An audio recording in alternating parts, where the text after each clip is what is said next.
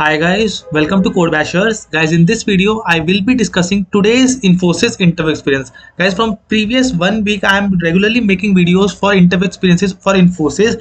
Every day, Infosys interviews are happening, so I am trying to update you with the latest interview experiences on my channel.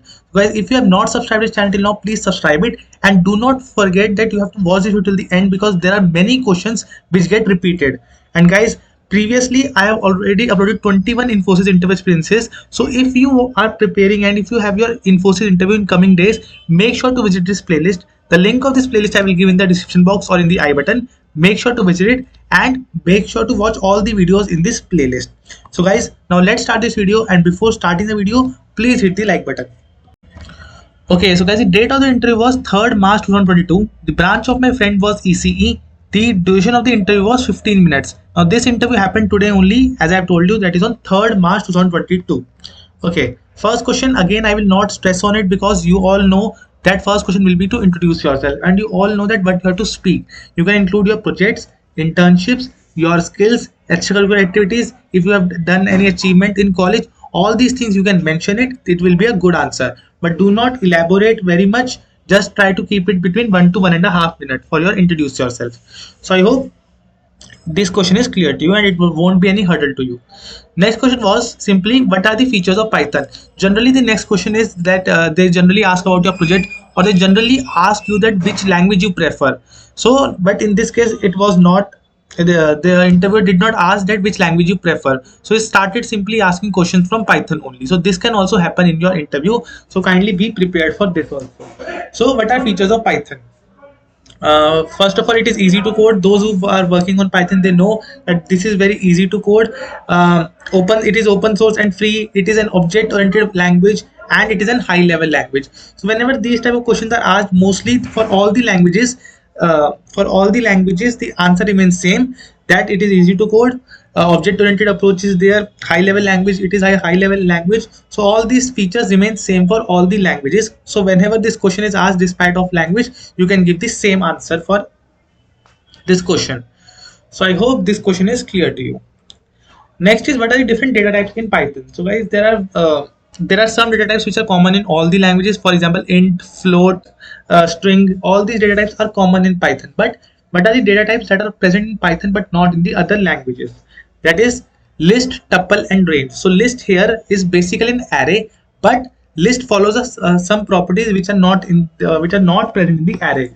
For example, a list at any moment can contain more than one data type. Like it can contain one, that is integer value. It can also contain let's suppose string, and this is our list. So you can see that this is a list and it is a completely valid list. It contains all the data types. It can contain all the data types at a given moment. So I hope the list is clear to you. Next data type is tuple. Tuple is nothing but it is a type of list only, but the type of the parenthesis differ. Plus, we can do in list, what we can do like this: L of 1 index is equal to, we can assign some value. But in tuples we cannot assign any value to at a particular position once they are created. So you can say lists are mutable whereas tuples are immutable. And next is dictionary. Dictionary is basically a key value pair that you must know. So these are the different data types which are present in Python and not in the different languages. But again, for all the languages, integer, float, string, bool, these remains the common data type for all the languages. So I hope this question is also clear to you.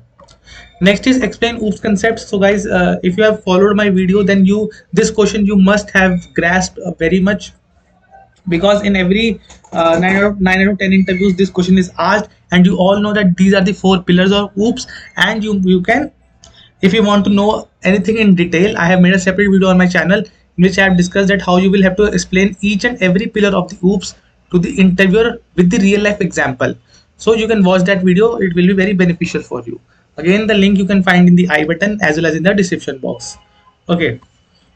So guys, if you have not subscribed to this channel till now, please subscribe it and please share it among your friends, those who are having the Infosys interview in coming days.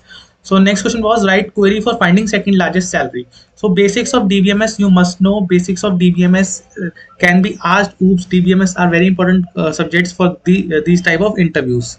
So question was, write the query for finding second largest salary. So here is the query for your reference.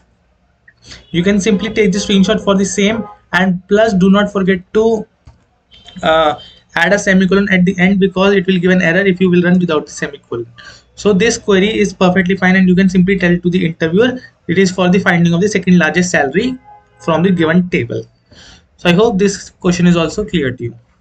Next is, what is normalization? So guys, again, normalization is a very important concept in database DBMS subject. Normalization is done so that the redundancy or the repetition of the data can be removed.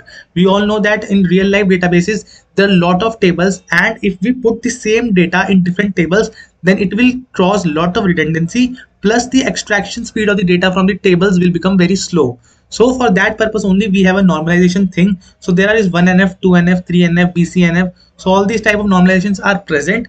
But if you want to know everything in detail, then again I will give this link in the description box. You can simply visit this link and read for yourself. So I hope this question will not be any problem for you.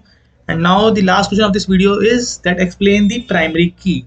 So it is a very basic primary key is a very basic topic that can be asked from DBMS point of view. So primary key, what is a primary key? It is a unique column in every table in a database.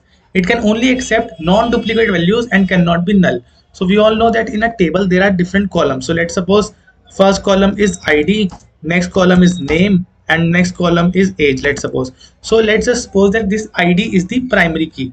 And we all know that in a particular table only one primary key can be there, only one primary key can be there, and that primary key can be a single column or a group of column also, but their values should follow a certain order. That is, if we suppose that this ID is a primary key, then the values inside this column must all be unique, plus they cannot be null. So we cannot give the null value in the ID column because it's a primary key. It is a feature of primary key, that is, all the values that are given to the in this column should be unique, plus they should not be null.